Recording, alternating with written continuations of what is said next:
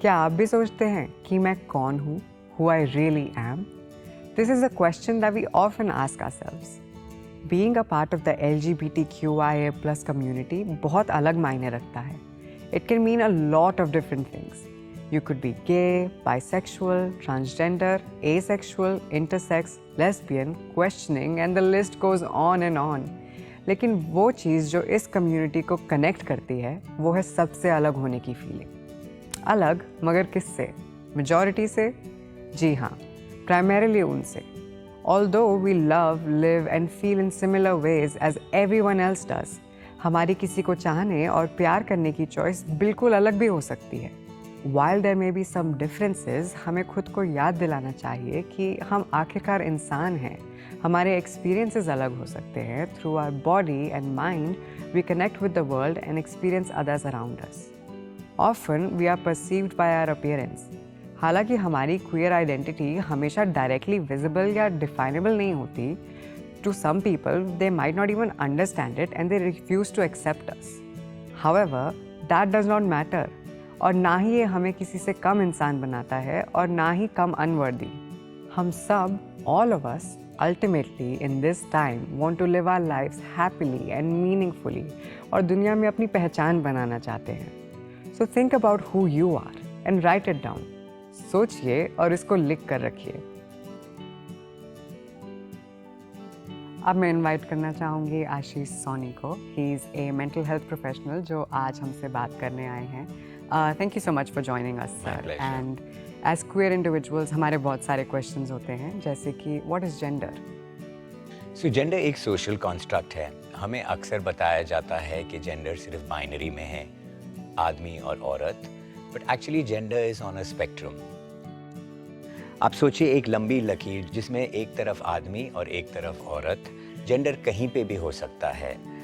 People can choose to identify anywhere in between और beyond and this can change with time. तो हम कैसे समझ सकते हैं the difference between our gender and our sex या हमारा लिंग? ओके, सेक्स मतलब किसी इंसान का बायोलॉजिकल स्टेटस और ये टिपिकली बर्थ के टाइम असाइन किया जाता है. यूजुअली हमारी एनाटॉमी के बेसिस पर. ये सिर्फ एज मेल, फीमेल और इंटरसेक्स कैटेगरीज में होता है. बट क्या ये काफ़ी है टू डिफाइन अस? नहीं, नॉट रियली. तो जेंडर है क्या एग्जैक्टली? इज इट जो हम फील करते हैं दैट वी आर, जो हम महसूस करते हैं, और is it something that is assigned to us? Actually बहुत सारे डेफिनेशंस हैं. जेंडर को नॉर्म्स, बिहेवियर एंड रोल्स के एक सोशल कॉन्स्ट्रक्ट के तौर पर भी डिफाइन किया जा सकता है जो सोसाइटीज़ में बदलता रहता है विद टाइम. जेंडर अक्सर मेल, फीमेल और नॉन बाइनरी में कैरेक्टराइज किया जाता है. ये दो पहलू को मिलाकर बनता है gender identity and gender expression. So gender identity किसी इंसान के इंटरनल सेंस ऑफ सेल्फ और उनके जेंडर को दिखता है, चाहे वो आदमी, स्त्री, दोनों या दोनों ही नहीं, नाइदर और both. Unlike gender expression, gender identity बाहर से विजिबल नहीं है. जेंडर एक्सप्रेशन क्या है?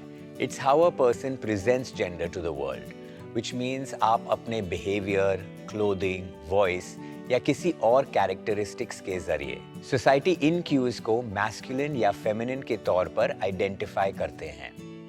There are some terms that are used such as cisgender और सिंपली सिस. एक एडजेक्टिव है जो डिस्क्राइब करता है एक इंसान को जिसके जेंडर आइडेंटिटी बर्थ के टाइम असाइन किए गए जेंडर से अलाइन करती है. ट्रांसजेंडर और simply trans is an adjective जिसका इस्तेमाल ऐसे इंसान को डिस्क्राइब करने के लिए होता है जिनकी जेंडर आइडेंटिटी बर्थ के टाइम असाइन जेंडर से अलग होता है. Non-binary is a term that can be used by people जो खुद को जेंडर्स में डिस्क्राइब नहीं करते हैं as fitting into the category of man and woman. In ancient India, we see so many stories and myths जहाँ लोग genders change करते थे और कभी-कभी दो जेंडर्स में एक साथ भी रहते थे. So, what does that mean for us? So it means that in India we have a long culture of inclusiveness जहाँ सारे जेंडर्स और आइडेंटिटीज को सेलिब्रेट किया जाता था. We have all read of different gender identities in the Ramayana, the Mahabharata, and even other ancient Indian texts.